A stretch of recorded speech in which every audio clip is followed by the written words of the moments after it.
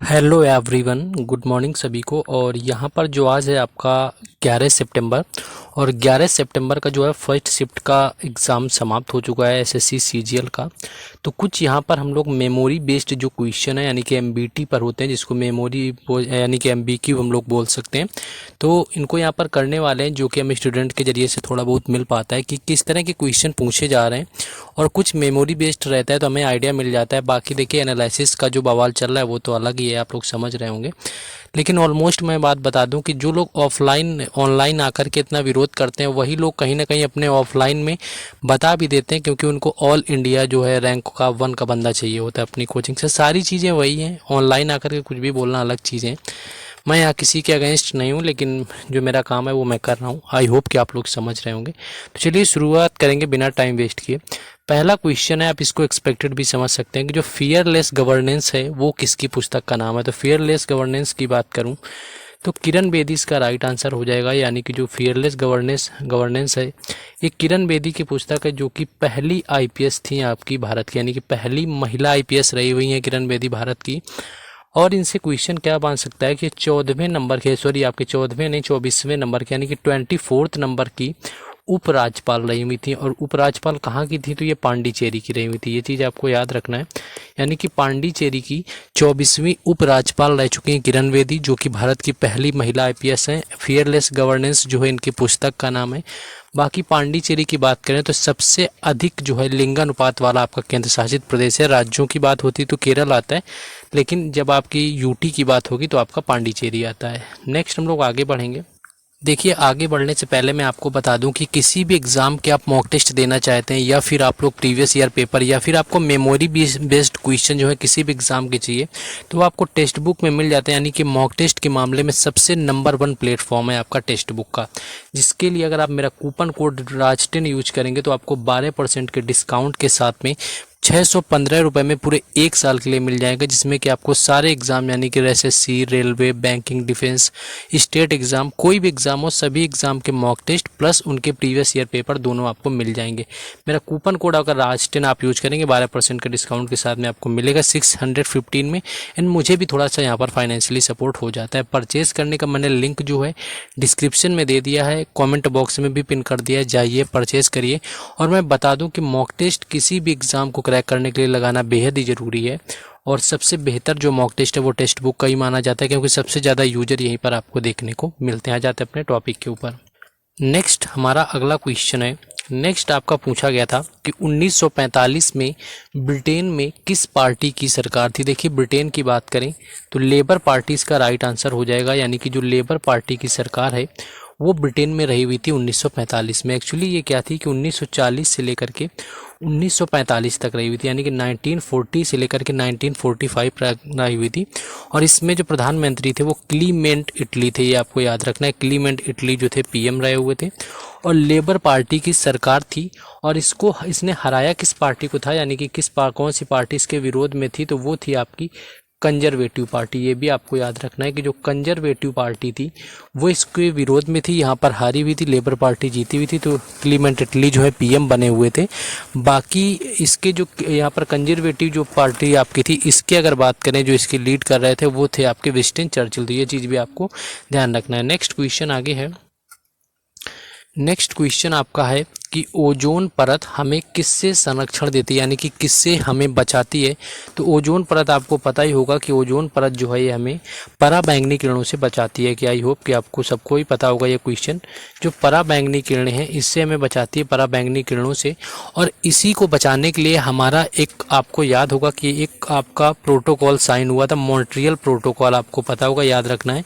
जो Montreal protocol है ये आपका क्वेश्चन कई बार पूछा जाता है कि जो मॉन्ट्रियल प्रोटोकॉल है ये आपका किससे संबंधित है। तो ये आपका ओजोन परत के जो संरक्षण होता है उससे इसका रिलेशन है। मॉन्ट्रियल कनाडा में है, और ये 1987 में आपका एग्री किया गया था, यानी 1987 में आपका साइन किया गया था मॉन्ट्रियल प्रोटोकॉल। और ये आपका लागू हुआ था जाकर के आपका 1989 से, 1989 से। तो ये आपका ओजोन परत के संरक्षण से रिलेटेड है। और जो ओजोन परत होती है हमें ये किससे बचाती है, तो आप लोगों को पता होगा कि आपका पराबैंगनी किरणों से बचाती है। देखिए, जो भी क्वेश्चन हमें हो आते हैं उनके साथ में एक्सपेक्टेड जो क्वेश्चन हम लोग बनाएंगे उनकी पीडीएफ आपको हम पीडीएफ जो है टेलीग्राम चैनल और व्हाट्सएप चैनल वगैरह पर प्रोवाइड कराते हैं। उसके भी लिंक मैंने डिस्क्रिप्शन में दे दिए हैं। और उसके साथ साथ अगर आपकी पिछले दिनों की पीडीएफ नहीं मिली है तो वो भी जाकर के देखेंगे तो वो भी वहाँ पर आपको देखने को मिल जाएंगे। नेक्स्ट क्वेश्चन है CAG यानी कि भारत का जो नियंत्रक एवं महालेखा परीक्षक होता है, इसका संबंध जो है वो किस डिपार्टमेंट से आपका है, यानी कि किस आपके मंत्रालय से है। तो इसका जो आपका लेखा विभाग से इसका रिलेशन है, यानी कि जिसको हम बोलते हैं भारतीय लेखा एवं लेखा विभाग, इसको IA एंड AD बोला जाता है। आपको आई थिंक ऑप्शन में ऐसा दिया होगा IA एंड AD यानी भारतीय लेखा एंड लेखा विभाग। ये आपका किससे है, ये आपका कैग जो होता है यानी कि भारत का नियंत्रक एवं महालेखा परीक्षक, इसका इससे रिलेशन होता है। एंड इसका आपसे आर्टिकल भी कभी पूछा जा सकता है। तो आर्टिकल 148 यानी कि जो CAG से संबंधित अनुच्छेद होता है वो 148 होता है। और ओवरऑल बात करें तो 148 से लेकर के 151 तक यानी कि 148 से 151 तक पूरे जो आर्टिकल हैं ये कैग से ही रिलेटेड है। एक और आर्टिकल यहाँ से कई बार पूछा जाता है, आर्टिकल 76 यानी कि ये आपका होता है भारत के महान्यायवादी से। तो इसको याद रखना है, यानी कि भारत के न्यायवादी महान्यायवादी जो हैं उससे रिलेशन है आपका आर्टिकल का आपका 76। तो इसको भी याद रखना है। अनुच्छेद 76 जो इससे आपका संबंधित है। एक रिक्वेस्ट आप लोगों से और है कि वीडियो को आप लोग ज़्यादा से ज़्यादा लाइक करें, शेयर कर दीजिए जहाँ भी आप लोग कर सकते हैं।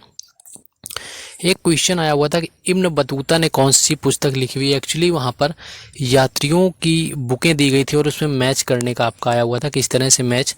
तो इब्न बतूता की बात करें तो रेहला जो बुक है ये किसकी है, ये इब्न बतूता की, ये आपको याद रखना है। रेहला पुस्तक इब्न बतूता की है। दूसरी चीज़ आप क्या याद रख सकते हैं, आपकी किताब उल हिंद की बात करूँ, किताब उल हिंद जो है ये है अलबरूनी की। और मेगास्थनीज की आपको पता ही है ऑलरेडी कि मेगास्थनीज की जो बुक है उसका नाम है इंडिका। तो मेगास्थनीज की इंडिका है और आपकी इब्न बतूता की है रेहला। किताब उल हिंद जो है ये अलबरूनी के। तो इसी तरह से यात्रियों की जो पुस्तकें हैं वो मैच करने के लिए आई हुई थी, तो उन पर थोड़ा ध्यान दे लेना है। नेक्स्ट क्वेश्चन है आपका कि साब ए भारत किस धर्म के द्वारा मनाया जाता है। तो साब ए भारत की मैं बात करूं तो ये आपका मुस्लिम कम्युनिटी के द्वारा मनाया जाता है। आपको याद रखना है मुस्लिम इसका राइट आंसर हो जाएगा।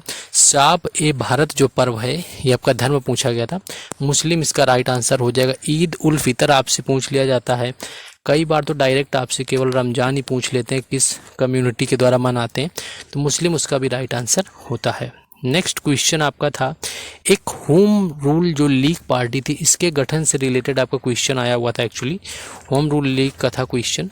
तो होम रूल लीग की अगर मैं पार्टी की गठन की बात करूं तो ये आपका 1916 में हुआ था।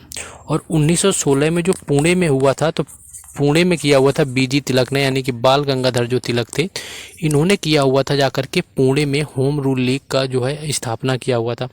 पुणे की पूछेगा तो बाल गंगाधर तिलक, और अगर ये पूछे कि मद्रास में किसने किया तो मद्रास में किया हुआ था एनी बेसेंट ने।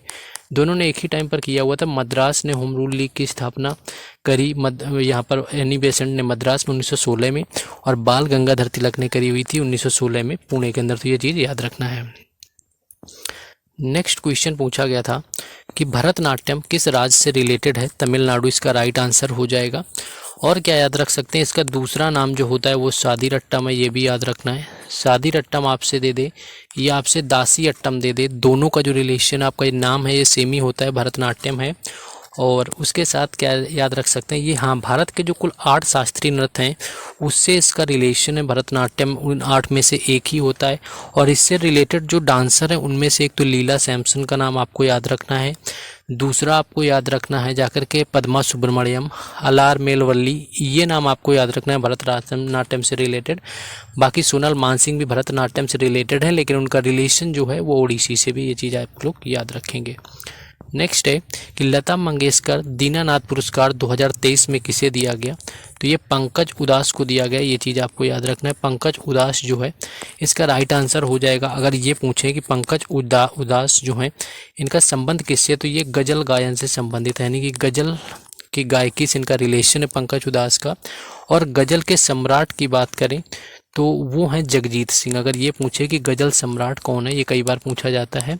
गज़ल सम्राट की बात करें तो जगजीत सिंह, और गज़ल क्वीन की बात करें तो वो है बेगम अख्तर। ये क्वेश्चन कई बार पूछे गए हैं आपके एसएससी के एग्ज़ाम में। नेक्स्ट क्वेश्चन है, नेक्स्ट आपका था पीएम अभीम योजना यानी कि आयुष्मान भारत हेल्थ जो आपका इंफ्रास्ट्रक्चर मिशन था, यानी कि आयुष्मान हेल्थ से रिलेटेड जो आपका योजना आई हुई थी, ये पूछी गई थी, कब हुई थी? तो ये 2021 में आपकी आई हुई थी। 2021 इस क्वेश्चन का राइट आंसर था। नेक्स्ट क्वेश्चन आपका यहाँ पर है कि संविधान दिवस कब मनाया जाता है? तो 26 नवंबर इसका राइट आंसर हो जाएगा, जब आपका संविधान दिवस मनाया जाता है।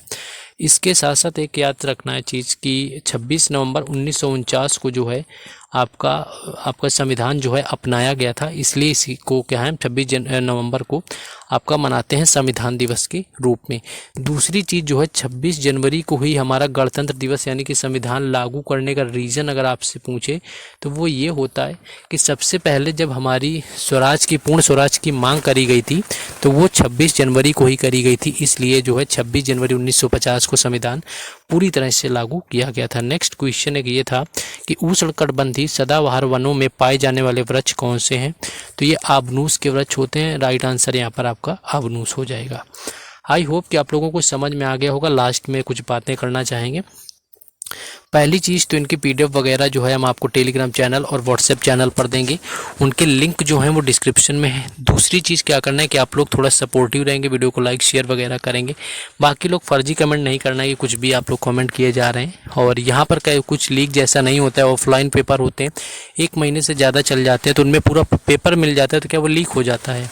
और कई सारे लोग जो ऑनलाइन में लीक के अगेंस्ट जा रहे हैं वो ऑफलाइन में करवा भी देते हैं। तो ये सारी चीज़ें होती हैं, तो इन चीज़ों से दूर रहना है, अपने हिसाब से ध्यान देना है। और हमेशा ये याद रखना, जिनका एग्ज़ाम फर्स्ट शिफ्ट में होता है, उनकी शिफ्ट चाहे आसान आए या फिर हार्ड आए, उनको नॉर्मलाइजेशन हमेशा सभी शिफ्टों से ज़्यादा मिलता है। अगर आपका कभी हुआ हो या किसी का हुआ हो, स्कोर कार्ड उठा के देख लेना, एक्सपीरियंस हो जाएगा आपको। तो इन चीज़ों में मत पड़े, किसी को यहाँ पर स्टूडेंट की नहीं पड़ी कि उनके फेवर में, सब अपने फेवर में है, सबको अपना लग रहा है। ठीक है, बाकी मिलते हैं नेक्स्ट वीडियो में। जय हिंद।